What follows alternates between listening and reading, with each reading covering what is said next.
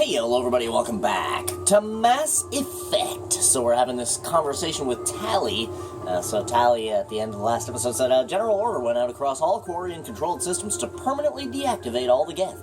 The Geth responded to this order violently. Now, I was thinking about this question for a second because, you know, she was saying how, like, they became intelligent and they were aware, right? So something that's aware and something that understands that it's alive, right? It fears for death, right? So technically, yeah, they did defend themselves, so that's what we are going to say. Hey, you can't blame them for fighting for their survival. We had no other choice. The Geth were already on the verge of revolution. By acting quickly, we had a chance to end the war before it began. The hope was that most of the Geth would still be little more than machines, incapable of organized resistance. But they had progressed much further than anyone anticipated. The war was long and bloody. Millions upon millions of Quarians died at their hands. In the end, we were forced to flee our own homeworld. We feared the Geth would pursue us, but they never came beyond the Veil.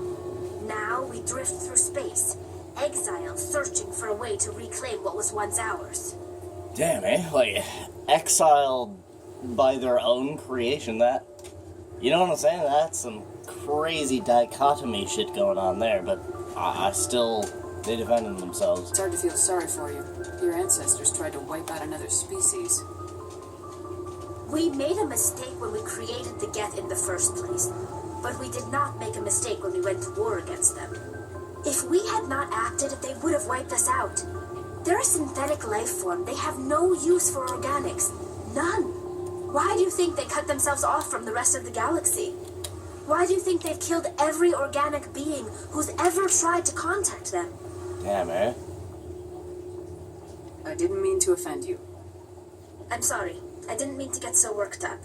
Most Quarians tend to have pretty strong opinions about the Geth. I'm gonna eat some applesauce while they have their conversation, you guys.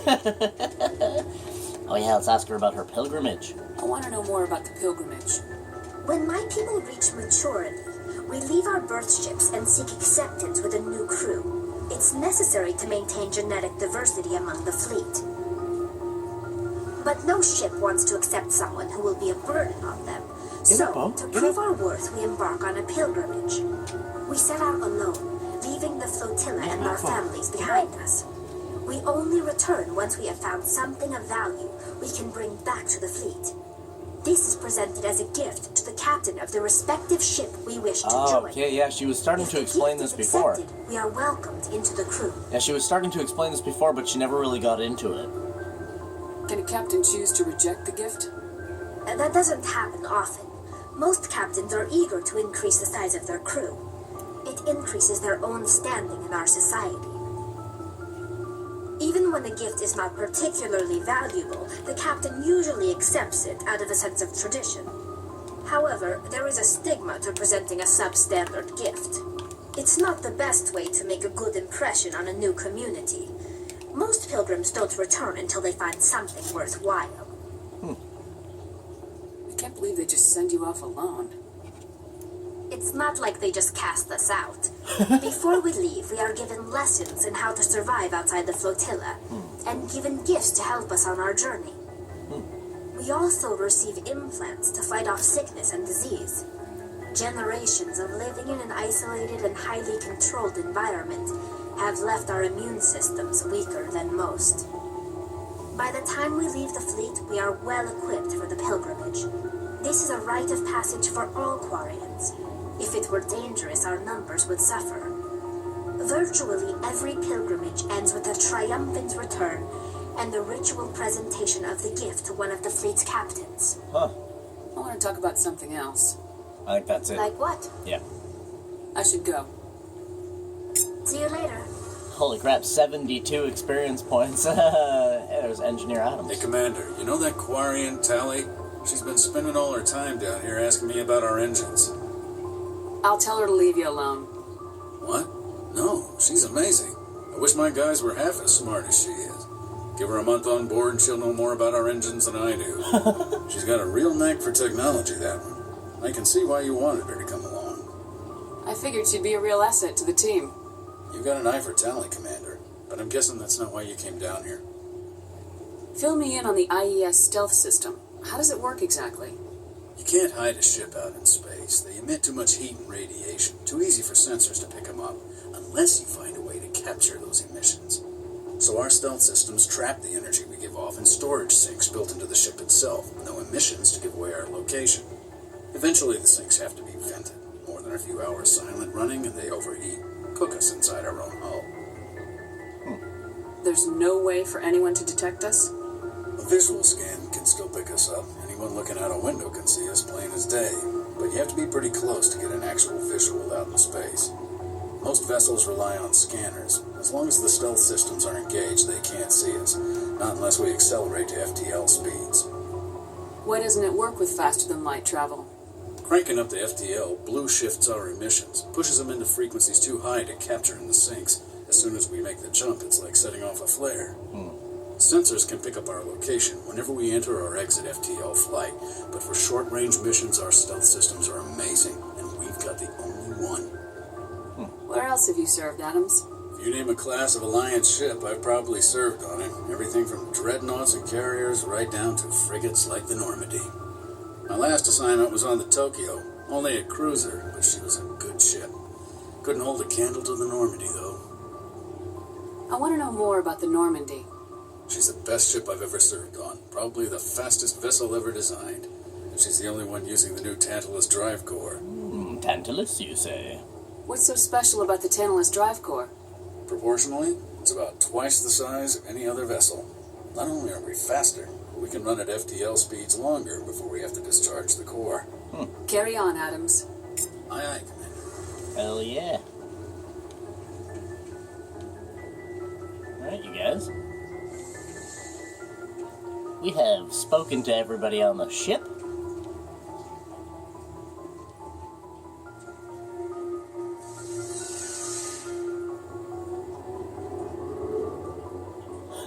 The longest elevator ride. Alright, we've spoken to everybody, gathered all the information that we can from all of our crew members at this point. I think the only thing really left to do is check the navigational map and look for a place to go or start scanning. I don't really want to scan on camera, though. I was saying before, scanning does take a little while. Oh, wait. Wrong way. Scanning the galaxy takes a little while. So we might choose to go do one of the random things that we have. Loading. Now can we talk to Navigator Presley? Yes.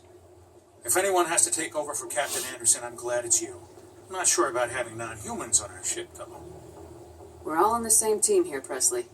With all due respect, ma'am, that's what they said about Nihilus. Look how that turned out. I'm in charge here, Presley. I decide if we have non-humans on this vessel. Yes, ma'am. Understood, ma'am. You better square yourself away, motherfucker.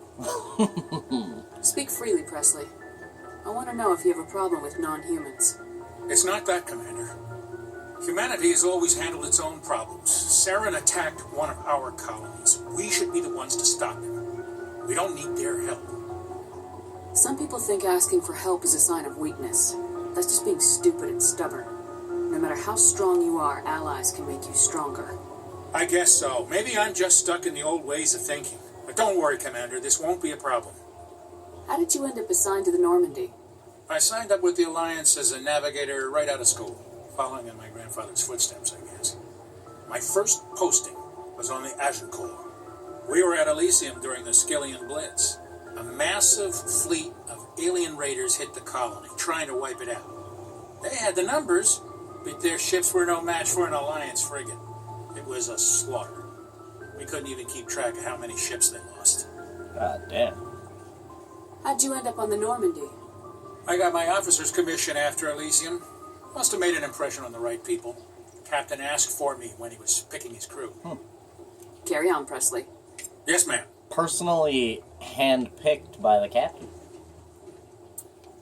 Let's clear our codex so that it's not constantly blinking. You guys, I think this is it.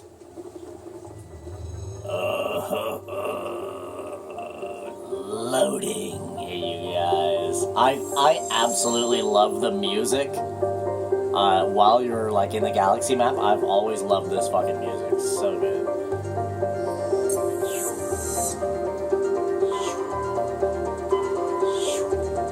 Look at this, you guys. The galaxy. So we've got all these different places that we can go to. Hades Gamma. So here's the Citadel over here. How do we scan? I'm trying to remember how to do all of this. The Hawking Eta cluster.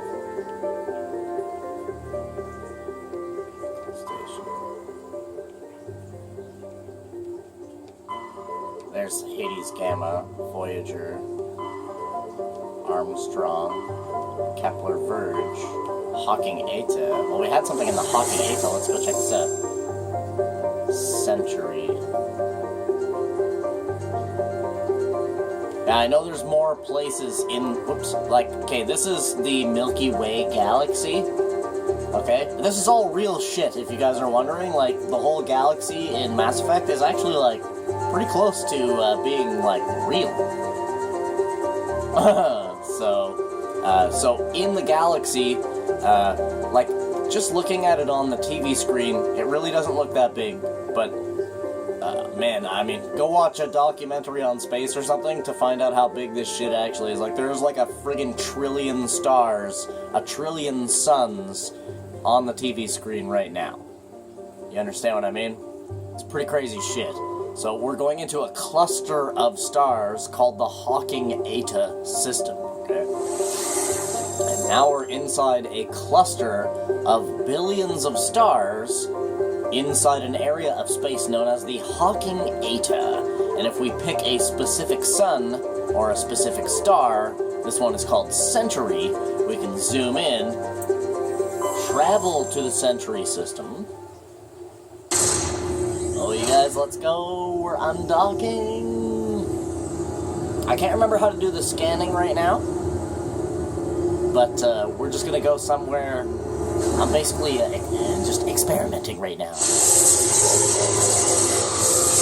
Alright, so we are using the mass driver to shoot ourselves across space to the Hawking Eta cluster. Big surprise, the Alliance needs you again. Shepard, this is Admiral Hackett with Alliance Command. We've got a mission for you. Nice. Major Kyle, your commanding officer Torfin, has set up a small compound in a Hawking Eta cluster. He's attracted a number of biotic followers. He's become an outspoken critic of the Alliance, and we believe he's mentally unstable. This could be trouble, Shepard. What kind of proof do you have that the Major is dangerous? 3 days ago, we sent 2 Alliance representatives to meet with him at his compound. They've disappeared. We believe Kyle and his followers killed them. That compound is a cult, Shepard. They call him Father Kyle now. He set himself up as some kind of religious leader. You said his followers were biotics? Yes. Major Kyle never showed any biotic tendencies himself, though. I think he's just latched onto a group he identifies with. So biotics are people Many like... biotics feel marginalized or ostracized by society. Kyle probably sees them as victims who need his protection, and they see him as someone who will fight for them. Unfortunately, he's convinced them that the Alliance is somehow responsible for all their problems. We can't let him go on like this. Okay, so biotics are people like Kaidan, okay? So Kaidan isn't necessarily a human being. Like, he's a person, but he has, like, all kinds of enhancements inside of him and stuff like that. He's basically an android, okay? So that's what a biotic is. It's people who have been enhanced by biotic parts, biotic amps, all kinds of different things. So, I mean, you could basically be a machine underneath your skin. So... And Kaidan is one of them, if you guys are wondering. He is a biotic. So we're going to ask him about the missing Alliance officers. What were those Alliance representatives going to talk to Major Kyle about? They wanted to bring him back to an Alliance facility for treatment. Major Kyle served us faithfully for many years. We weren't going to abandon him. Given his state of mind, however, he probably saw them as a threat. We're almost certain he had his followers killed them. What else can you tell me about Major Kyle? He's not the same man you served under. He feels responsible for the Alliance soldiers who died at Torfin. His psych evaluations showed he couldn't handle the stress of command anymore. He was given an honorable discharge and early retirement. We'd hoped he would get better in time, but we underestimated how far gone he was. Now it looks like it's too late. I might be able to end this without violence. You serve with him. He might listen to you. But he's already killed 2 Alliance representatives. I trust you to use your judgment. Hack it out. I'm not just any old Alliance member there, pal. I'm a goddamn Spectre. Okay, so I'm going to zoom out one more time so that I can continue to explain this. So this is the overall Milky Way, our entire galaxy. Like I was saying, this is a cluster of stars known as the Hawking Eta system. Inside the Hawking Eta system, there are like 1 trillion stars in this area, okay? And this is one of the main stars in the Hawking Eta cluster, known as Centauri. Centauri is a system, like our solar system, okay? So this is the Centauri star right here. This star's name is Centauri, and inside of its solar system, we can see that there are 1, 2, 3, 4 rings that each possess planets. So the first planet here is Tamahira. The second planet on the ring is Presrap. The third planet on the ring is Canctra. And the fourth planet on the ring is Tharopto. And if you look inside, you can see that there's an asteroid belt here. Now, an asteroid belt at one point actually used to be a planet, okay? Something happened to it a long time ago. It got broken up into thousands of little pieces. Yes, you guys, I fucking love outer space. If I'd probably be able to survive on the ISS by my goddamn self. So, all these little clusters of rocks is basically what remains of a planet that used to be on this ring, right? So something happened to it, caused it to obviously defragmentate into several pieces, which now orbit the Centauri sun in a ring of tiny little rocks and, debris and stuff like that. Now, inside of these debris rings, we can actually find stuff. So if you go to the center of the sun, or you put the ring on the screen, and you hold still for a second, sometimes you can see blinky blinky. Blinky blinky. There's one right there. Boom. Unknown. So now we can use the scanning system of the ship to figure out exactly what this is. Scan. It's a metallic asteroid. So let's go ahead and travel over. It's a metal-rich asteroid, 83 kilometers in radius, so we're going to go ahead and survey this asteroid. Heavy metal surveyed. While scanning this asteroid field in the Hawking Eta cluster, you detected a large deposit of palladium. Bingity! So we just made a bunch of money and some experience points. Got ourselves a nice little place discovered. Now, check. Clear. Okay, journal. That's our Major Kyle. So this is the stuff that we're actually going to do. So go to the central system of Hawking.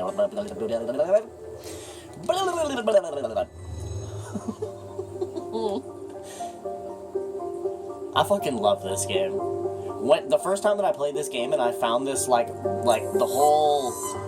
When I saw this, I was like, no fucking way can I just go anywhere in the galaxy. And then I clicked on one of these things, and it did that. And then I saw that you could go to individual systems, and I was like, no fucking way can I go to individual systems. So then I clicked on a system, and then I saw the planets, and I was like, no fucking way can I go to individual planets, god damn it. So here, we could travel to this one. I believe it's going to say travel for each one. I think we can only land on certain ones, though. So let's check out Canctra, you guys. Yeah, see, we can only survey Canctra. So we've got the planet's entire information there on the right-hand side. You guys, when I scan planets, you guys are more than free to pause at any moment to check out one of these planets if you guys want. So we can see the surface temperature of this planet has an average of minus 170 degrees Celsius. So basically... you would take off your spacesuit and basically instantaneously turn to ice. I think it would do very strange things to your body. I'll tell you that. Ah, dang it. I forgot that X is to zoom out and B is to exit. Pardon me. It's gonna take me a moment to remember this, these screens and stuff. Alright, so we're gonna go ahead and survey here. So we're gonna survey Canctra.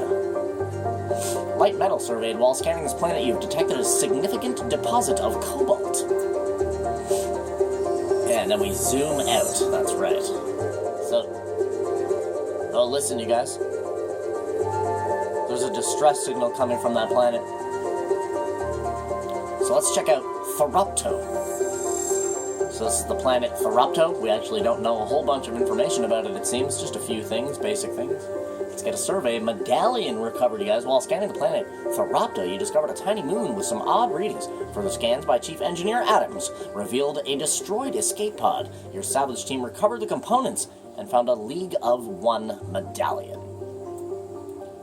I do not remember what those are. I think there's like 100 of them hidden throughout the galaxy or something like that, and you can find them all and stuff. So here's Tamahira. So we can't even scan Tamahira. Cool, carbon dioxide. Oh, on some of these, they have like population. So like, this one has a lot of information. Let me see this page again. No. Yeah, so some of these planets actually have populations. So here's Clendagon. So this is the planet that is giving off what's it called? Some type of signal. See, atmospheric pressure.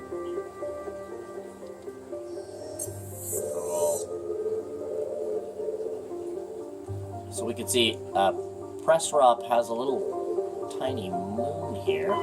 Can we not search the moon or something? Oh yeah, land. There we go. We can land on it. Okay, so Pressrop's moon, Clendagon. Oh, we are actually landing on the moon of Clendagon itself. Oh, okay, I see. Give me one moment, you guys, so that I can show you what I've discovered here. Okay, so Clendagon is the large planet here, and Pressrop is actually the moon of Clendagon. So we are actually landing on the moon of Clendagon here. Thin atmosphere of carbon dioxide and ethane. Plenty of deposits of heavy metals. So there's biddings on the moon's mineral rights. The 5 kiloparsec ring on the galactic core. Pressrop's landscape is a nightmare of jagged overlapping ridges and geological shock zones. Generation of illegal wildcat miners, so there's gonna be people on this moon. Okay, so there's gonna be bad people on this moon. Like robbers and shit. So the surface temperature here is minus 73 degrees Celsius. So we will definitely need our suit, you guys. Gonna need that helmet, baby.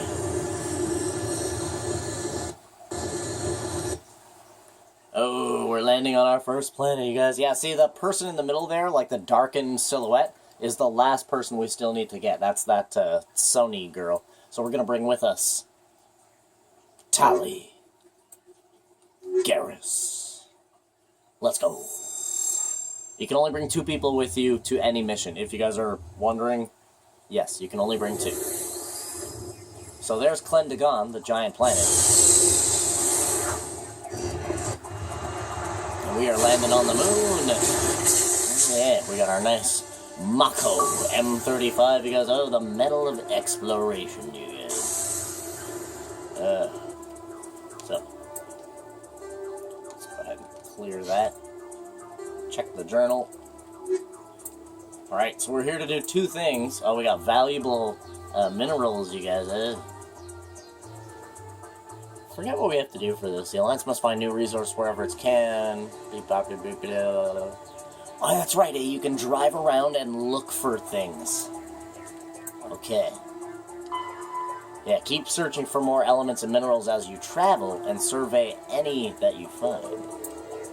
Locate signs of battle, you guys. So there's League medallions and Solarian ID tags.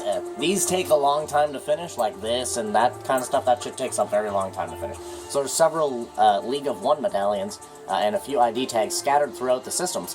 The hunt must have been extensive and taken years. You found a Solarian artifact. Keep looking for more. Alright. So we're here to see Major Kyle.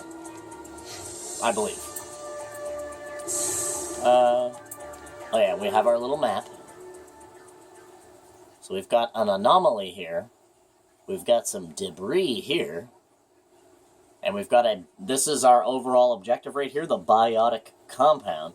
But we have some type of anomaly here. And some debris over there. Now you can find other random shit. So like if we drive over here.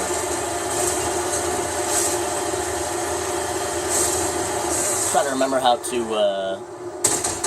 okay, that's the gun. Okay, that's the cannon. There's our little thrusters. Just trying to remember exactly what we can do. Okay, that's how we return to the Normandy. Okay, we press the B button to get out. I got you, man. So, you can essentially drive anywhere you want on whatever planet you're on. Hey, where's Clendagon? Oh, sick, you guys. Hold on. Stop. So we're on the moon, right, of this planet. So there's Clendagon up in the sky. Look at that, you guys. This game is absolutely ridiculous, yo. So fucking good.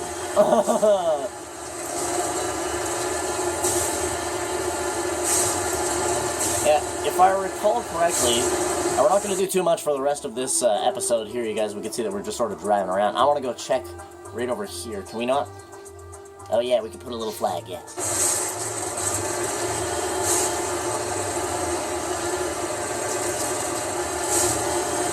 So it appears... Oh, and this thing can friggin' climb some crazy-ass terrain. I friggin' love this thing.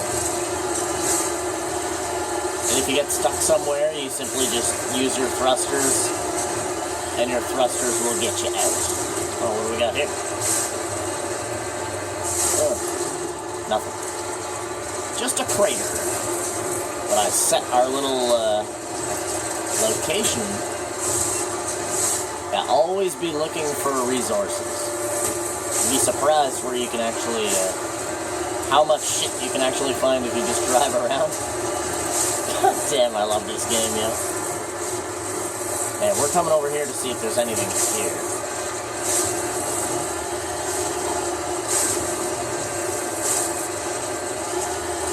If I recall correctly, it's kind of relatively easy to see You things. need to turn back, Commander. You're going beyond the range of the operational area.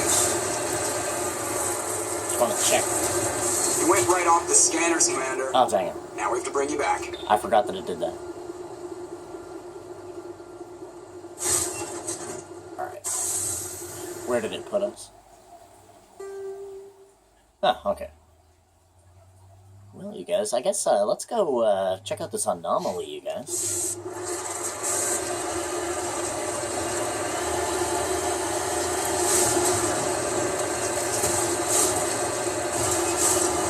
Oh, and this thing, if you're thinking like, oh my god, you're like a rough driver or whatever, and you've like never played this game, this friggin' truck is basically invincible unless you like get into combat. Hey, there's something over here.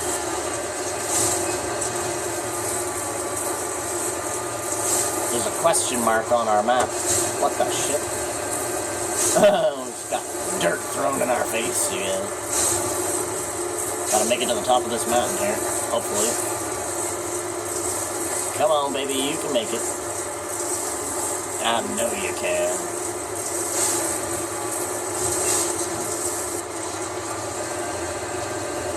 Now let's go check out this question mark, you guys.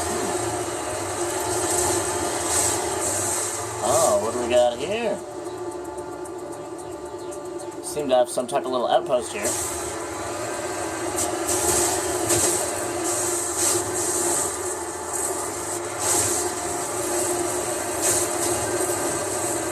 Discovery, this cluster of prefab utility shacks have a distinctly ramshackle look to them. A set of rover tracks lead away over the mountain ridge to the southwest.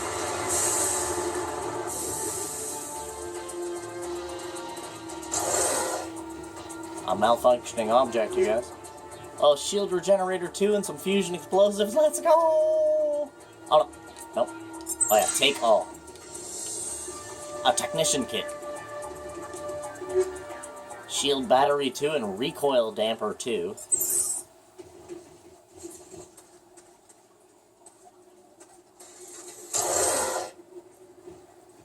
A locked crate, you guys, yes.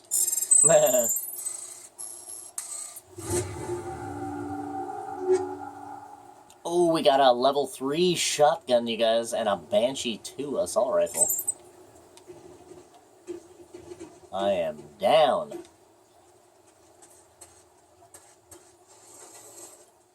Is that something at the back over there? Oh, no.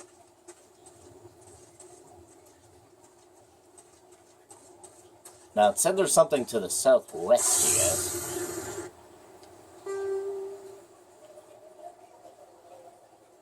Oh, what's this? Abandoned mining camp.